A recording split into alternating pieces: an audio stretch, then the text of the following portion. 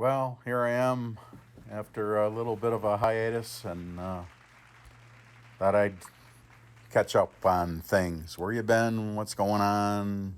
Appreciate all the neat messages, and I'll just kind of walk things through. And yeah, just enjoying life is the answer. Like all of us, I should suppose, and that would include going to the airport and seeing Fifi and residing chicken coops that need attention. I live in an old kind of a farm where the setting is one of relaxation and just do what you want to do.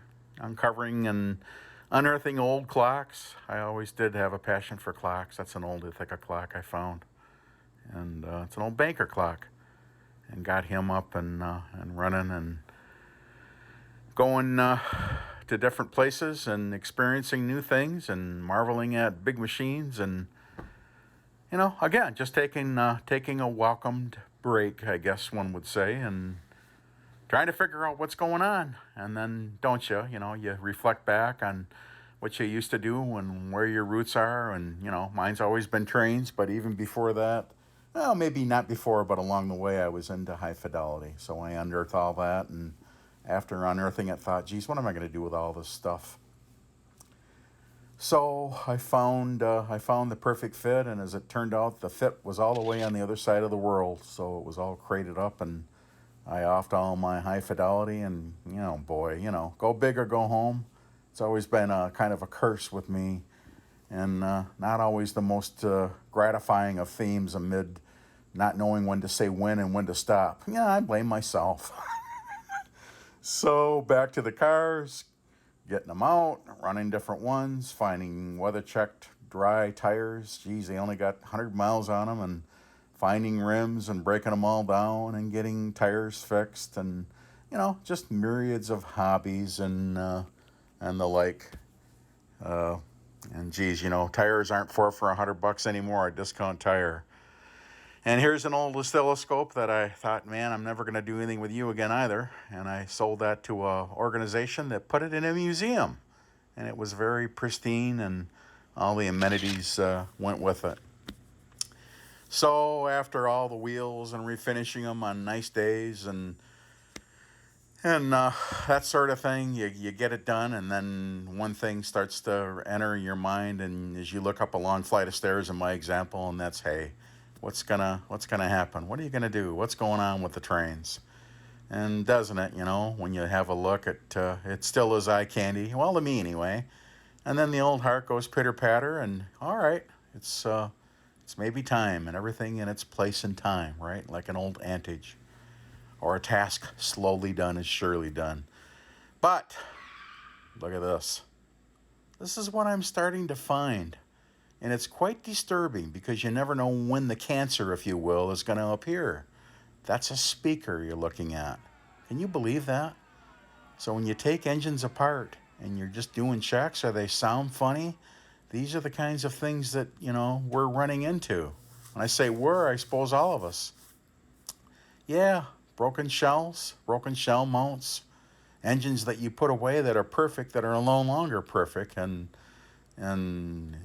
you just wonder, my God, how could this happen? Some things are literally disintegrating, and you take the good with the bad. All right, they're older and whatever, but gee, and most examples think, gee, how can die cast crumble or rot? But what about all these truck frames and different things that are happening, couplers that just turning into powder? And then you look at racks of engines and think, well, wonder what's going on under the hood of this one, or this one, or this one. Do I put it on the track? A lot of them, I'll put labels on them and say, well, this one's all set to go. And, when you get it out after it's been sitting a while, maybe port it on the charger, and only to find that the chargers don't even work anymore because of some degraded electronics. Sometimes no, others work fine. So you just never know. There certainly is a wild card in play, and one that often gives pause and sets your mind to thinking, geez, what else aren't I seeing? What else is going on? And it's kind of walking into one room and to another, and you hate to even see what's on the other side of what's going to happen next, because it really, yeah, it gets in your craw. So with me, it's a same old theme as I said in years past: out of sight, out of mind. But gosh, sometimes not all of this, because it's a sure as a piece of reality. And yeah, there's the same thing, go big or go home. And I again blame myself, but just unexpected maybe is the ultimate word. Someone said once, hey, what kind of engines you got? What's the count? Well, I finally have an answer. It's about 768 would be the count. And with all that, I have one dummy, and that's the 800 CSX. I think that's an SD80. That was a dummy. Other than that, I don't have any dummies. They're all powered. So yeah, that's always what I love. And yeah, you can see I'm still some things never change. I had a friend give me that. I wear it, I cherish it, and I think it's half worn out because everywhere I go, everybody's patting me on the back, laughing their arses off. So you got to break up the monotony somehow, right? That was good. That was good. So yeah, get them out on the bench again, and then I get out my old matchbook collections, and then I add to them. There's a lot of wartime matches, and it's interesting, the way things used to be that are no longer that way. But again, opening up smoke units, finding distressed engines, looking at engines where you never had the shells off, and when you get them down, you hear all that noise in there. Yeah, it's broken split shells, wiring that's degrading, body posts that are broken, speaker cancer. That's crazy. And then you get different speakers, and you order that you have for spares, and they're rotting and crumbling. Look at this. It's crazy. Never thought that would happen. Never thought I'd see that. So it's a heck of a dose of reality. So while everyone else is using toothpicks and opening doors on new engines, and oh no, not another 20th responders, not another SD70. It is a little repetitive, you got to admit. No one's really focusing on the real going-ons, in my reality. Maybe Frank might cite an example or two. He's a heavy hitter about these sorts of things. And look, I'm there. I don't want to be a downer on the hobby. Yeah, these are they're for braces. They're rubber bands that I use for couple armatures. Pause that and try some of those. They're awesome. But yeah, back to these types of problems. You think to yourself, well, how could all this happen? And what else aren't I seeing? And, when you get out wiring, or you're saving wiring, or you're rewiring things, or you're trying to find stack gaskets, here we go again. Where are you going to get the parts? Who's got the parts? And then always when you seem to see something that's new, it's the toothpick, and there's a grab iron on this engine. Big deal. What about the equipment, how it runs and how it works? Anyway, opinions are many, and you'll find my opinion lies there. I did pick up another T.I.U. I haven't, there's more wiring problems. I haven't had the time to get it synced in and see if it's actually going to work, but if it's anything over 4.2, I don't want it. And I'll eventually find it. And now there's another T.I.U., Super T.I.U. that's coming out or something. That's as ridiculous as all that Wi-Fi stuff, which is what sank my ship to begin with. Yeah, look at this engine. How'd you like to pull that one down and just say, oh my God, oh no, what happened? The shells are coming off, then the walkways fall off, and then you have to strip them. And, look, I get it, I accept that. But, wow, I mean, it can really overwhelm you, some of this when you look at it all. And, I really take good care of my stuff. Sure, I work my engines. And, nothing feels better than popping a traction tire or something, or seeing a spider on the rail and mashing them, and the juice sheens the rail and cleans the tracks. And here I am, 25 years. I've never had to clean the track. Never. But look at this. That's a lot of reality real fast. That's more than any spider could ever weave a web to see something like that when you take a fuel tank off and it's just inundated with this cancer. So I'm warning even those of you that have boxed stuff, and I'm one of them. maybe a collectible, what we regard as a collectible that's unopened. You bend a box flap and everybody freaks out. Well, you could have a rotten, broken thing, in that very box, the same as me and the same as with a lot of other people. And over to the workbench you're going to go to see just how bad the damage is. And what do you do? Sit there and whimper? And look, it's just, what do you do? It happens. But it's just, you don't think about it. And an older railroader like me, with back in the Lionel days with all your post-war stuff, well, what do you mean? It's die-cast. What are you talking about? And then only to see this. And Chinese castings sometimes leave much to be desired. And again, you see a lot of that here. So, it's a double-edged sword. Let's get back into this. Let's see where we are. Let's work the problem. And a large part of that problem were the finding of the T.I.Us and how I ruined everything with that software. It brought me right down, just ended everything. And it wasn't a good ending, it just, but oh yeah, well, I'm the only one. No one else has ever seen that. And if you read a lot of the comments, look, I call them like I see them. Some of these people, are like a Patch Adams movie, suffering from excessive happiness. I get it. I want to perpetuate interest in the hobby and all the rest of it. But what about being, kind of a critic all in the same thought, working that same problem, there's that phrase again, and then saying, look, yeah, we have got a problem. Here's a part issue.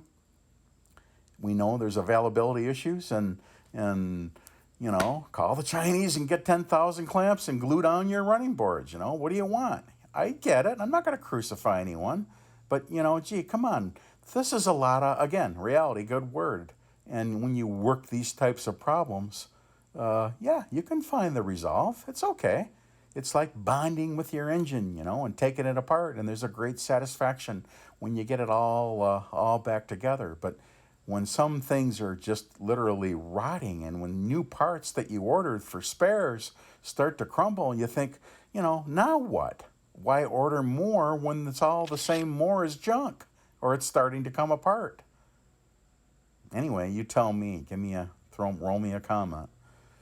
And look, it's just, here you go again. Nothing new here, right? Calling them like I see them. But some of these blogs that a lot of these guys that are supposedly out of business are still having are, to me, one word, cop-out.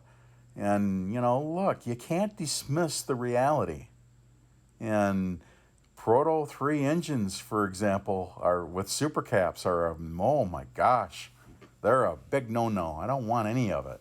And that too would be my opinion. And everybody loves Proto 3. I don't. And again, and I will reiterate, in my experience, look at, draw your own conclusions. I'm gonna stay with Proto 2, the 3-volt platform, the finest builds ever. I don't care about storage or rewriting files or some girl excusing herself on a passenger consist where there isn't enough memory to write a file on a passenger engine. That's ridiculous. Just give me basic prime mover sounds, and there's where you'll find me. That's what I like, and that would be, again, my opinion. So yeah, here's wearing. And if some of you older veterans will remember, MTH said, listen, when every engine comes down the assembly line, it's going to be taken apart. It's going to be checked and double checked. There'll be no more wiring issues with any engine that comes off our line. Frank, you remember that? There's one I remember, and that wasn't the case. And there were great public relations at MTH during that time. There was Jack Taggart in service. There was Chris Smithson. There was Will Severe. You just got nothing but a literal eagerness to help with these sorts of issues back at the time, and that's when it was a great company. And then didn't it? It fell. And some others would say it may end with us. There's a good adhesive if you want to stump down a body post there. And, sometimes even when you get the parts, again, these are all spare body stools that I unearthed and went to fix other things with, and they're crumbling and rotting. So again, you tell me. It's a tough pill to swallow. But anyway, that's where you'll find me. So it's not a game changer. You can overcome. But yeah, it does give one pause. There you go again with that phrase, and really make you look at things. And regrets? No. Disappointment? Yeah, big time. I try to, as I said before, not only meet but exceed all expectation. And these people weren't able to do that. But look at even wiring that's starting to degrade, and the sheath is coming off. That's not overheated or anything. There's no load even on the circuit. And amid all the dainty wiring and the newer builds and frames that are warping, the only thing to hold an SD90 even together is the cast fuel tank. My gosh, the body frames are so thin, it's pathetic. I'll then again go back to the Proto 2 builds, and there again would lie my opinion in that regard. So I get this batting and change out all these smoke wicks that are all parts. I'm kind of proud of that, and I'm even prouder of a shredded traction tire or something when I happen to find that. Oh my God, look at that, there it is. I think we all know that happened for a reason, and that's me written all over it. Listen, you earn your keep or you're out of here. And when I used to bunch them up, 6, 8, 10, what was the limit? I don't remember. Does anybody? I think it was 10 engines. That's all you could lash up. Then, yeah, that is put up or shut up. But again, this is ridiculous. So there would be my 2 cents of advice to maybe if you feel or sense a strange type of a sound, to look for cancer, just like humans do. Yeah, right. Get rid of the white batteries. Everybody freaking out. BCRs, jam them. Don't want anything to do with it. I love nickel halide batteries. You buy good ones, you never have a problem. I'm not a BCR guy. I never was a supercap guy. So here we are, and you fill the litter basket, don't you, with all the, I don't know, would you say designed obsolescence? Maybe, maybe not. Being fair, it's what, 20 years old and older? And, that's a debate maybe for another time. But it is pretty busy. Busy is a good word. Yeah, I tried this Gorilla Glue stuff. That's pretty good. Take down some of the decks. And, you get the bigger engines out. That's where my heart lies. And when you get one all tuned up and back up on the shelf, or get it on the track, or just test it on a bench and get the smokers going. Yeah, there's a lot of satisfaction that lies there. But come on, even a rubber band, and then those were changed, are degrading and rotting and crumbling.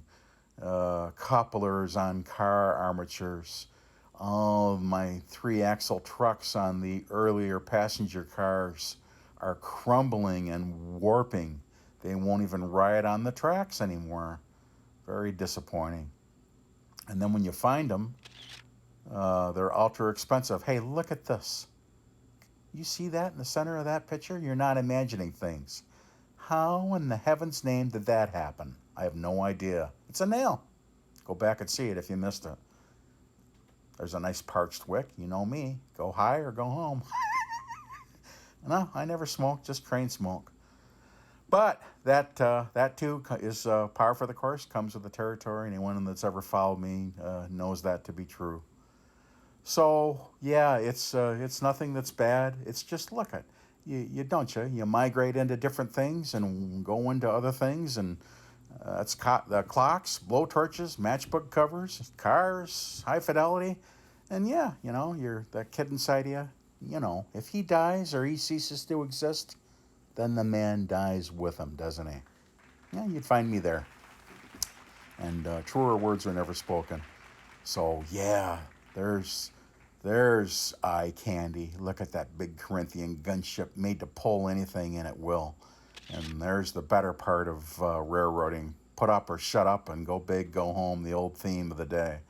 And man, there was some beautiful stuff. There was some beautiful stuff during this era. And everything now is a burned out die with another SD70. What's next? The Phantom? Please. So, look, I guess oversaturation might be a good word. And then, I don't know what to say about what prices are trying to garner or bring or supposedly bring.